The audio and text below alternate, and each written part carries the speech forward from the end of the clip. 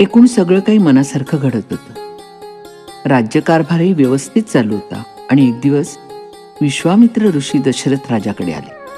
राम पराक्रमी, प्रेमळ, विनयशील आहे अशी रामाची कीर्ती त्यांच्या कानावर गेली होती. विश्वामित्रांना पाहून दशरथ राजा आनंदित झाला. महर्षींचा विजय असो. मुनिवर्य, आपल्या येण्याने मी आनंदित झालो आहे. आपल्या आगमनाचे कारण कळेल काय? दशरथ राजा आपल्या इच्छेची पूर्तता करण्यास स्वतःला धन्यच मानेल. सांगावे महर्षी, आपल्या येण्याचे प्रयोजन. दशरथा, या पृथ्वी तलावर सुख शांती नांदावी या स्तुत्य हेतूने मी एक यज्ञ आरंभिला होता. पण विध्वंसक राक्षसाने त्या यज्ञात विघ्ने आणून माझ्या यज्ञाचा बेत तडीच नेऊ दिला नाही.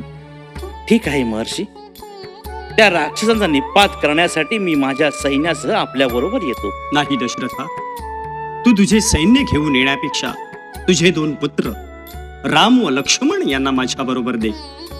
त्यांच्या येण्याने माझा यज्ञ सुरळीत पार पडेल याची मला खात्री आहे. महर्षी अजून दोघे लहान आहेत. बलाढ्य राक्षसांचे लढणे इतके सोपे नाही.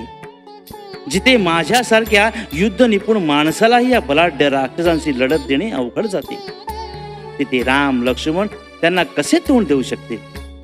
महर्षी, मला भीती वाटते. या कोवळ्या बालकांना नेण्याचा आग्रह आपण सोडावा. मी स्वतः विपुल सैन्यानिशी आपल्या बरोबर यायला तयार आहे. राजा, दिलेला शब्द पाळणे ही रघुवंशाची रीत मोडून तू अनिष्ट प्रथा पाडित आहेस. लक्षात ठेव, ही गोष्ट तुलाही लांछनास्पद ठरेल.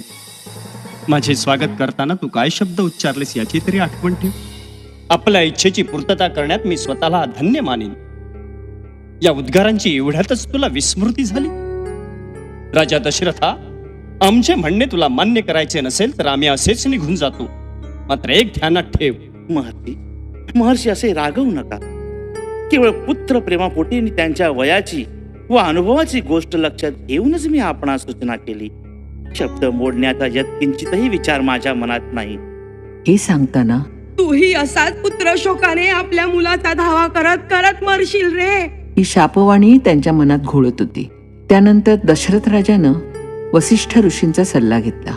वसिष्ठांनी राम लक्ष्मणांना कसलीही भीती किंवा धोका नाही असं सांगितलं. मग दशरथ राजाने आपल्या दोन्ही मुलांना विश्वामित्र ऋषींबरोबर पाठवण्याचं मान्य केलं. मुलांनो, कार्य कितीही चांगलं असो, त्यात विघ्न आणणारी, अडचणी निर्माण करणारी आणि काही वेळेला कार्य पूर्णपणे उधळून लावण्याचा प्रयत्न करणारी विघ्न संतोषी माणसं सर्वत्र असतात.